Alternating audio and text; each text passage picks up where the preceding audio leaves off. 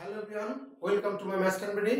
আজ আমরা শিখব অনুশীলনী 13.1 এর সমান্তর ধারা থেকে তম পদ নির্ণয়।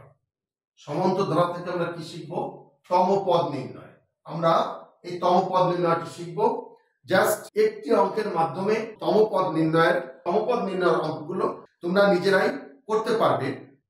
তো ক্লাসটি খুবই গুরুত্বপূর্ণ হতে যাচ্ছে, তোমরা একটু স্কিপ করবে না, ক্লাসটি মনোযোগ সহকারে আমার ক্লাসটি ফলো করো। তো যারা ম্যাথমেটিক্স চ্যানেলটিকে সাবস্ক্রাইব করোনি তারা দ্রুত ম্যাথমেটিক্স চ্যানেলটিকে সাবস্ক্রাইব করে আমার ক্লাসটি এনজয় করো। সো আমরা দেখি সমান্তর ধারার তম পদ নির্ণয়। সমান্তর ধারার তম পদ নির্ণয়। তার আগে প্রশ্ন হচ্ছে সমান্তর ধারাটি কি? সমান্তর ধারার যদি আমরা সংজ্ঞাটি না জানি তাহলে বুঝবো না যে সমান্তর ধারা কি নাকি গুণাত্মক ধারা। একটা ধারা দেয়া থাকলো, তাই ধারাটি সমান্তর ধারা নাকি গুণাত্মক ধারা, প্রশ্নের সময় লেখাও থাকতে পারে আবার নাও লেখা থাকতে পারে। কোনটি সমান্তর ধারা বা কোনটি গুণাত্মক ধারা, তাহলে সংজ্ঞাটি অবশ্যই আমাদেরকে জানতে হবে। সংজ্ঞাটি হচ্ছে যে কোনো পদ বিয়োগ তার পূর্বোক্ত পদ, এদের যে ডিফারেন্সটা, এদের যে পার্থক্যটা, এই পার্থক্যটা যদি একই হয়, অর্থাৎ কোন সমান্তর ধারার যে কোনো পদ এবং তার পূর্বোক্ত পদের পার্থক্য যদি একই হয়, সমান হয়, তাহলে সেই ধারাটিকে বলা হবে সমান্তর ধারা। তাহলে কি বললাম? কোন সমান্তর ধারার যে কোনো পদ তার পূর্বোক্ত পদের পার্থক্য বা ডিফারেন্সটা যদি একই হয়, সমান হয়, তাহলে সেই ধারাটিকে বলা হবে সমান্তর ধারা।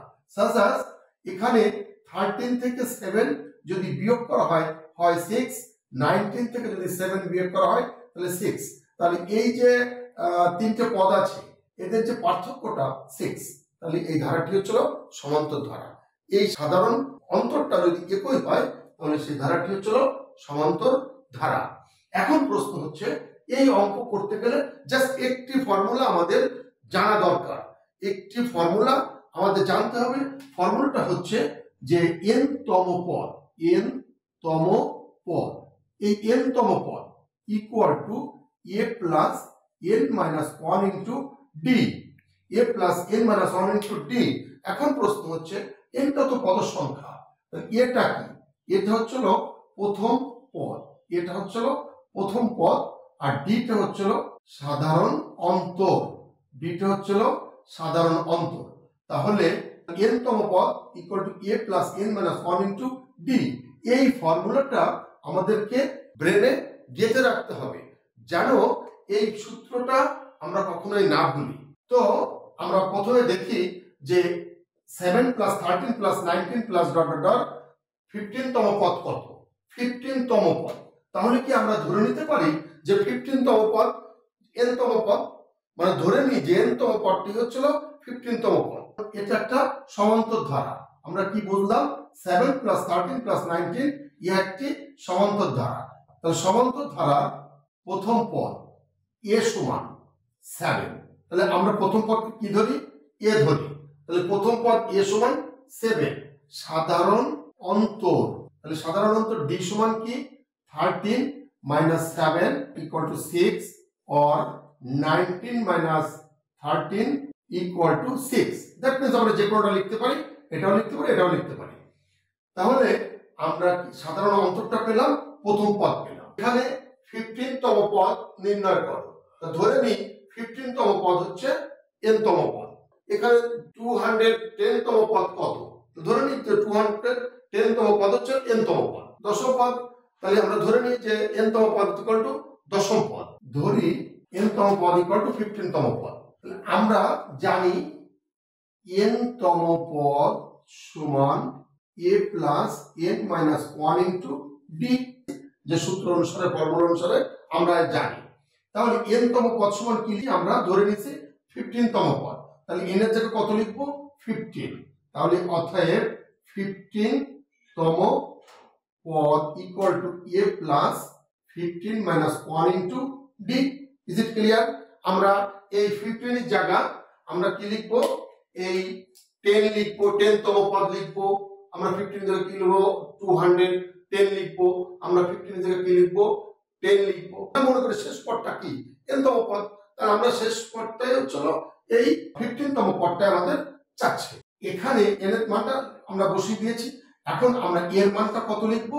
এর মানটা লিখবো 7। আমাদের এখানে প্রথম পদটা আমরা জানি যে a ইকুয়াল টু 7, আর সাধারণ অন্তরটা কত 6, তাহলে 7 প্লাস 14, 15 থেকে যদি 1 বাদ যায় 14 ইন্টু ডির মানটা 6, তাহলে এখানে যখন ইন্টু আছে তখন আমরা একটা ব্র্যাকেট দিয়ে রাখতে পারি। তাহলে 7 প্লাস 14 ইন্টু 6 ইকুয়াল টু 84। আমাদের মাল্টিপ্লাই করলে গুণ করলে আমাদের গুণ হচ্ছে 14 into 6 equal to 84 equal to 7 plus 84 equal to 91। তাহলে এই 15তম পদ কত হচ্ছিল 91 অ্যান্সার। তাহলে আমাদের 15তম পদ কত অ্যান্সার 91। তাহলে আমরা কি পেলাম, আমরা একটা ধারা পেলাম, ধারাটির 15তম পদ নির্ণয় করতে বলছে। এখন যদি প্রশ্নে বলে কোন পদ এই 91, কোন পদ 91 মানে কি এই a plus n minus 1 into d এর মানটাই হচ্ছিল 91, আমাদের তখন বের করতে বলছে কি n এর মানটা নির্ণয় করতে। তাহলে আমরা যদি ধরি যে 2 প্লাস 7 প্লাস 12 প্লাস 17 প্লাস 10 তম পদ কত, তাহলে আমরা কি লিখবো, আমরা দ্বিতীয় যে প্রশ্নটি আসছে তাহলে এখানে আমাদের কি লিখবো, প্রথম পদটা 2, সাধারণ অন্তরটা কত হবে 7 মাইনাস 2 অর্থাৎ 5, 12 minus 7 equal to 5, 17 minus 12 equal to 5 অর্থাৎ 7 মাইনাস 2 ইকুয়াল টু 5। আমরা একটা লিখলে হচ্ছে। ধরি n তম পদ তখন কত লিখবো, n তম পদ লিখবো হচ্ছিল 10, তাহলে 10 তম পদ হচ্ছিল n তম পদ। তাহলে আমরা সূত্র অনুসারে আমরা জানি যে n তম পদ equal to a plus n minus 1 into d। তাহলে এইখানে আমরা কত লিখবো 10 লিখবো। তাহলে এইখানে আমরা কত লিখবো, এই 15 এর জায়গা 10, তাহলে আমরা এর মানটা কত লিখবো 5 প্লাস 9 ইনটু 5, তাহলে 5 প্লাস 45 ইকুয়াল টু 50। এই ধারাটির 10 তম পদ হচ্ছিল 50। Is it clear? 3 আর 4 নং প্রশ্নটি বাসায় কমপ্লিট করি এই রুলের মাধ্যমে। তাহলে আমাদের হোমওয়ার্ক এই দুটো অঙ্ক বাসায় আমরা কমপ্লিট করব। দ্বিতীয় আরেকটি প্রশ্ন বলছে যে কোন পদ এই যে 201 303 383 101 304 399, তাহলে বলছে ধারাটির কোন পদ, তাহলে 9 প্লাস 6 প্লাস 3 প্লাস কোন পদ -201। তাহলে এটা একটা সমান্তর ধারা কিনা আমাদের আগে বুঝতে হবে। 6 minus 9 equal to -3, 3 minus 6 equal to -3। তাহলে এদের যে পার্থক্যটা, যে কোনো পদ বিয়োগতার পূর্বোক্ত পদ এদের পার্থক্যটা বা ডিফারেন্সটা হচ্ছিল একই অর্থাৎ -3। তাহলে এই পার্থক্যটা যদি একই হয় তাহলে এ একটি সমান্তর ধারা। তাহলে লিখলাম এ একটি সমান্তর ধারা।